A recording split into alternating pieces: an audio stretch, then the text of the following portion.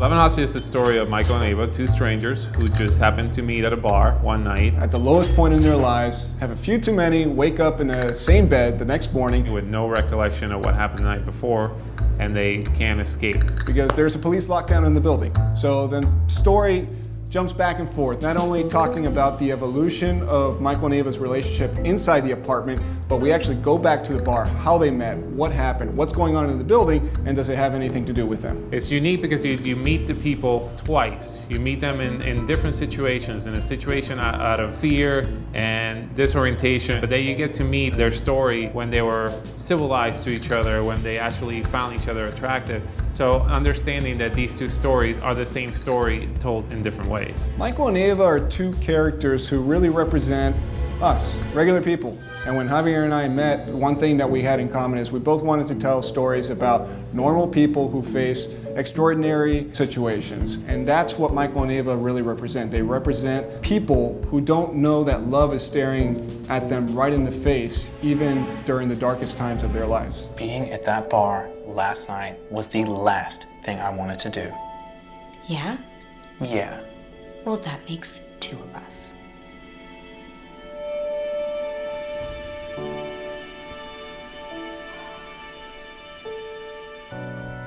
So I was watching the news one day and there was a building that had a hostage situation going on. So I thought about, well, what about the other people stuck inside? What are their stories? For a story that is centered inside of mostly one or two locations, chemistry is so important because this is a character-driven story. When I first met David and we got together and I took a look over the script, the second I sat down and started reading, I knew that Ava was mine, and I told him.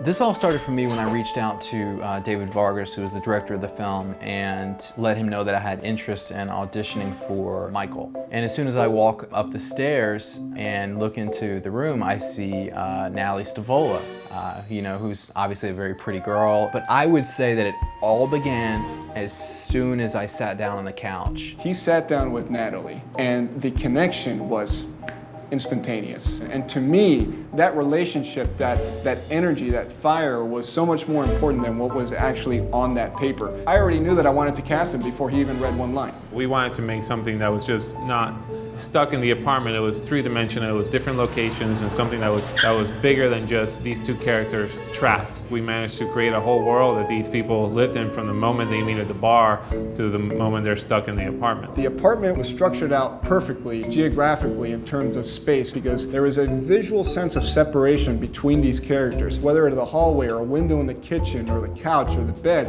And as the story develops, that gap begins to close. And as that gap begins to close, so does the separation between Michael and Ava.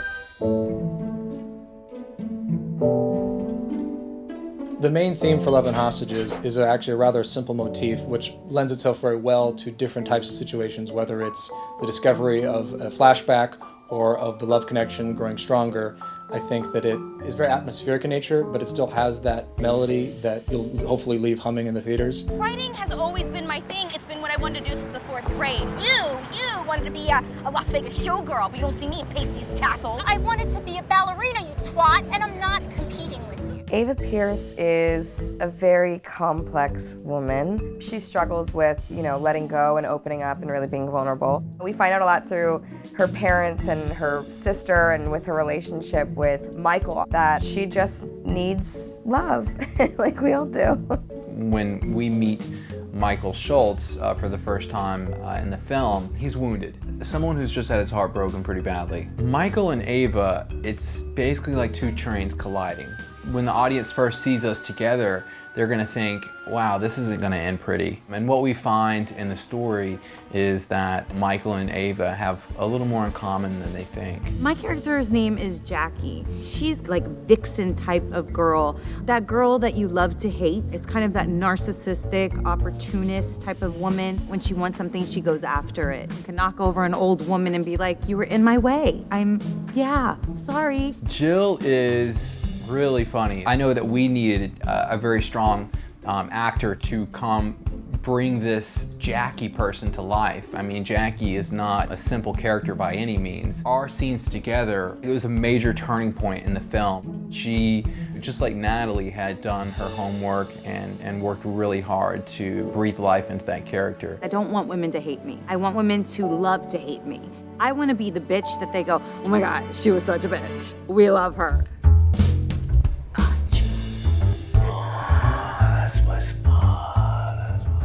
We're gonna make this movie because of you. You betcha.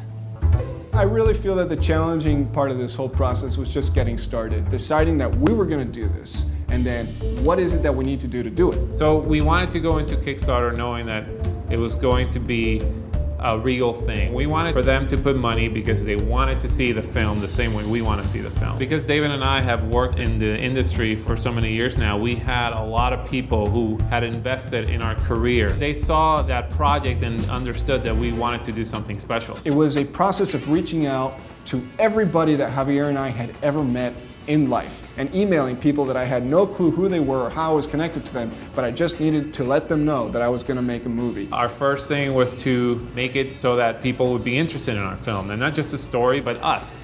Because in the end, Kickstarter is not only about selling your project, it's about selling yourself. You want to be taken seriously, we got to look the part, man. Yeah, but you're not wearing any pants. Shots from the chest up, man. Look at the monitor. Yeah, man, it's the principle. Principle. I love the intro of the trailer. I just thought it was hilarious. And then I actually watched the trailer that they had after that, and it was also just fantastic. And I contacted the email, and within a week or two, they got back to me, and we just started going back and forth. You know, you get to that point at Kickstarter where you don't know whether or not you're gonna get those funds. It's a lot of work to do it, but the moment we did, we were ecstatic. When I found out that we got funded and we could film, I was in acting class and I was screaming at the top of my lungs, and everyone was like so excited. They could see how happy I was. Man, I could have cried because, you know, months had passed by and my heart is fully invested at this point. So, I mean, it was a big win for everybody. And that's basically the birth of Love and Hostages. People were drawn to two people who wanted to pursue their goals in life. And I think that's why we found so much support amongst our peers, amongst our friends, amongst our families, because people believed in us. That's what kind of brought us together. Through the years, Javier's been writing some very awesome screenplays, and we decided that we needed to start writing something that we can actually shoot, because that's what we're here. We want to make movies for a living. It's not how much you have, it's what you're able to do with what you have. And we were able to do a lot because we only surrounded ourselves with passionate and talented people. So we're very thankful that we had so many people come and want to be a part of this project. We're so thankful for the actors. We're so thankful for our crew. I mean, honestly, it couldn't have been done any other way. It was just completely life-changing. I wish we could jump back in and film it all over again. What moment would I take back if I could? Nah, none. I would love to see this movie just reach everyone because I really think that they're gonna connect and they're gonna enjoy it. I want them to see what I experienced, which is a film loaded with memorable moments that at the end of the day, at the very least, you'll walk away saying, hey, remember that part? Yeah, that was good. I hope people just enjoy the film. I mean, if they go on the ride that Michael and Ava go and they come out enjoying the film, that's all we want. My goal is to just reach out to people and make them feel something. Whatever that may be, it's up to them. Something that somebody may find funny, somebody else may find sad. And that was the great adventure about making this story. This is the first project of many, and we're hoping that Love and Hostages resonates with the audiences, and that we can keep doing movies, and the next one will be something better that people will enjoy. I look forward to seeing this in theaters. I look forward to people popping this in at home, and I look forward to the next opportunity where we can continue to develop our filmmaking careers and give the world more stories like this. Bro, you banged a chick and don't remember her name? I'm so proud of you. Come on, I wish I could hug you right now. Hug your monitor.